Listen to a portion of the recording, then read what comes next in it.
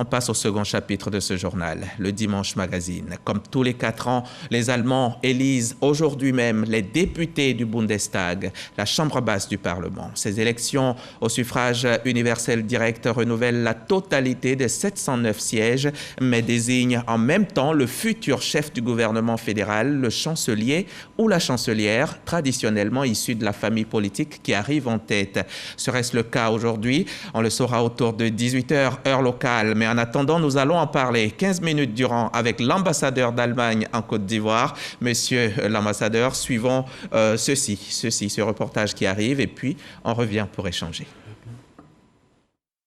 Une page se tourne en Allemagne. Après 16 ans à la tête du pays, Angela Merkel quitte le pouvoir, laissant derrière elle un pays en excellente santé économique, où chômage et endettement sont au plus bas.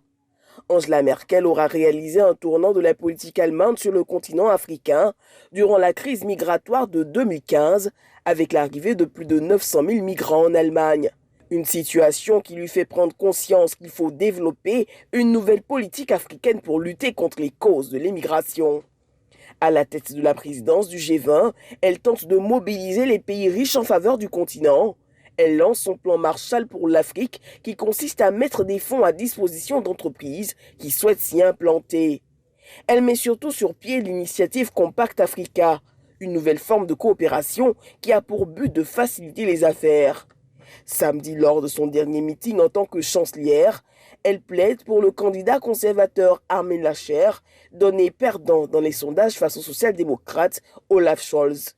La chancelière, 67 ans, dont plus de 30 années de carrière d'élu, se retira ensuite de la vie politique avec une popularité toujours au zénith.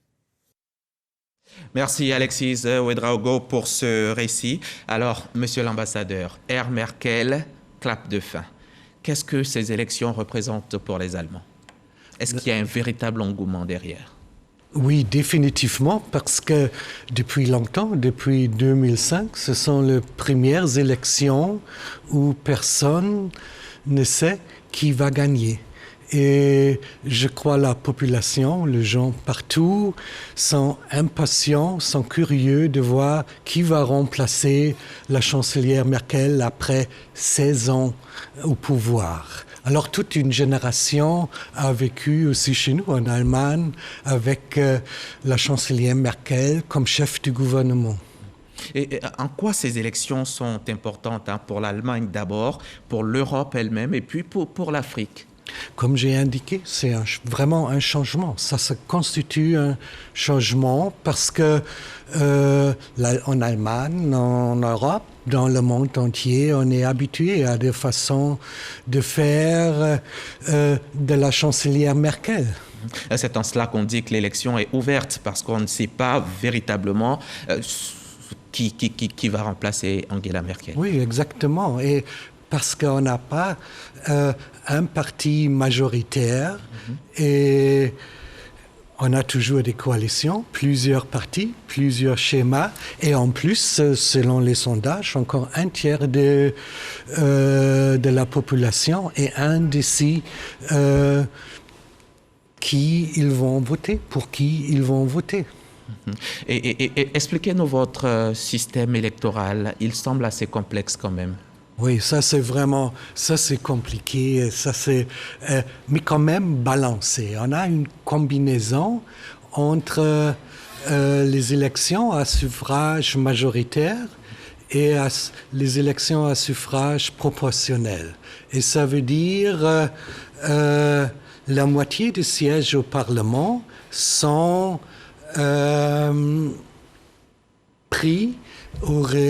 sont occupés par des candidats directs, l'autre moitié par des candidats des listes du parti. Ça veut dire un petit parti qui a par exemple 8%, mais pas un candidat qui a gagné une circonscription comme candidat direct, quand même est représenté au Parlement avec des sièges. Alors chaque voix vraiment compte. Et chez vous, c'est le régime parlementaire, hein, il faut le dire. Angela Merkel décide de ne pas se représenter après 4 mandats. 4 mandats, c'est quand même 16 années passées à la tête du gouvernement. Alors que vous, les Occidentaux, vous vous empressez à chaque fois de critiquer l'Afrique quand il s'agit de mandats à répétition. Oui. Je crois qu'il y a une grande différence entre la démocratie parlementaire qui ont choisi la plupart des pays en Europe et une démocratie présidentielle. Dans notre système, le chancelier, la chancelière est élue par le Parlement.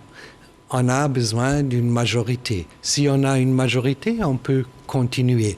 Mais en même temps, le chef du gouvernement est aussi vraiment contrôlé et responsable auprès du Parlement. À chaque moment, l'opposition peut demander, on veut un débat avec le chancelier, la chancelière. Ce n'est pas seulement qu'on invite une fois par an, comme aux États-Unis, le président pour un discours à la nation. Non, on est responsable à cause de ce contrôle fort. Jusqu'à présent, on a eu parfois aussi des discussions d'une limitation, mais on a dit c'était la majorité de l'opinion au Parlement. Non, parce que nous sommes forts, on contrôle le gouvernement, on n'a pas besoin d'une limitation. Et comme ça, Merkel a pu, continuer pour vraiment 16 ans. Pendant 16 ans. Angela Merkel, c'est donc 4 présidents français. Angela Merkel, née Kastner. Elle est née Kastner. Merkel, c'est le nom de son épouse avec qui elle a divorcé en 82. C'est 4 présidents français, c'est 4 présidents américains. Comment on arrive à faire 16 ans à la tête d'un gouvernement en Allemagne? Qu'avait-elle de si particulier, Angela Merkel? Bon, je crois... Pour que vous la relisiez chaque fois, comme ça. Oui. J'aimerais souligner aussi, par exemple, c'est le style d'Angela Merkel, c'est un certain pragmatisme qu'on a apprécié, mais je crois, en Allemagne, même entre les jeunes et dans le monde entier, on a bien apprécié Angela Merkel comme voix de la raison. Et quelqu'un qui était toujours... prête des compromis, qui a cherché le dialogue. Et elle était aussi je crois, pour des femmes dans le monde entier, un modèle. Et un chef d'État africain m'a dit une fois, vous savez pourquoi on appréciait la chancelière Merkel? Elle écoute, elle veut vraiment comprendre.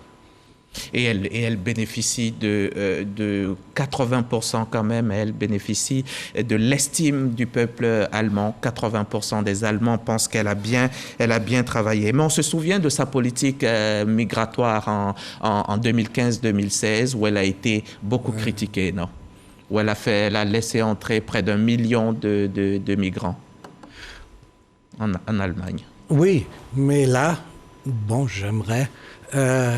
citer la chancelière elle-même. Elle a dit en 2015, vraiment en pleine crise migratoire, elle a dit, en résumé, je le dis franchement, si nous devons maintenant commencer à nous excuser pour notre humanité, pour notre compassion en temps de crise, alors ça ne sera plus mon pays. Et à titre personnel, je n'ai rien à ajouter. Je suis d'accord. Ouais. Vous êtes d'accord avec elle, vous la citez. Quel peut être l'avenir de Angela Merkel aujourd'hui, l'avenir politique et l'avenir tout court, Angela Merkel, elle qui est chercheuse en physique? Oui, c'est juste, c'est aussi, ça fait peut-être partie de la méthode de la chancelière Merkel de vraiment penser des choses, des solutions trouvées, pas décidées d'une manière très facile. On a dit même On a l'expression Merkel en allemand. Créer, ça veut dire d'attendre le développement et considérer tous les aspects d'une affaire, mais sur le futur aussi, typiquement Merkel. C'est ouvert. Dans une interview récemment, elle a dit « Bon, je vais d'abord dormir et je vais après voir ». On sait qu'elle a reçu le titre honorifique de docteur honoris causa dans une université de Baltimore, comme dans 12 autres pays du monde. Ça pourrait être, par exemple, quelque chose qu'elle pourrait faire, des conférences à droite et à gauche. Est-ce que Angela Merkel a préparé un dauphin? Non. Elle a décidé de laisser cette décision au parti. Il y avait un processus dans le Parti chrétien-démocrate pour choisir le successeur. D'accord. Et qui sont les candidats et qui est favori, selon vous et selon les sondages? Il y a les... Bon, comme je dis, c'est ouvert selon les sondages. On a eu des élections, une campagne très intéressante avec des changements des candidats qui étaient en avant. Bon, selon les derniers sondages, c'était le candidat du Parti social-démocrate. Mais là, j'aimerais bien... J'étais une fois en poste en Israël et là, Shimon Peres était le ministre des Affaires étrangères, après Premier ministre, président. Il a dit une fois, les sondages sont comme le parfum. C'est bon le sentir, mais dangereux de le boire. Ah ouais. Alors, c'est vraiment ouvert et on va voir aussi ce soir. À partir de 18h, 16h ici. Ici à Abidjan, 16h, 18h, heure locale. En Allemagne, le gouvernement fédéral est toujours dirigé par des coalitions. Expliquez-nous ça. Pourquoi il faut être à plusieurs pour diriger? Oui, parce que les partis politiques n'ont pas pu gagner vraiment une majorité absolue. Dans le passé, très souvent, on a eu un système de 3 partis, chrétiens-démocrates, sociaux-démocrates, les libéraux, mais depuis plus de 20 ans, on a aussi les Verts, on a les libéraux, on a un parti très gauche et dans les États fédéraux, par exemple, on a des gouvernements de tout schéma et de toutes variations. D'accord. Et les candidats en lice, on a la CDU, la SPD, les Verts et également. Les Verts sont dans la course et semblent être en bonne voie, vous pensez? Mais ils ont, selon les sondages, comme j'ai dit, en guillemets, les sondages étaient même au début de la campagne presque au même niveau que les chrétiens démocrates. Oui. Dans les semaines dernières, oui. Ils ont dans les sondages un peu perdu, mais ils ont aussi une candidate, une femme, comme candidat. Oui. Et ils sont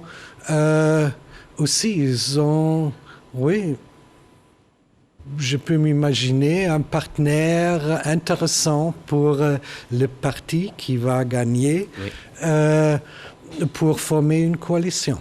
Comment on peut résumer la politique étrangère de l'Allemagne?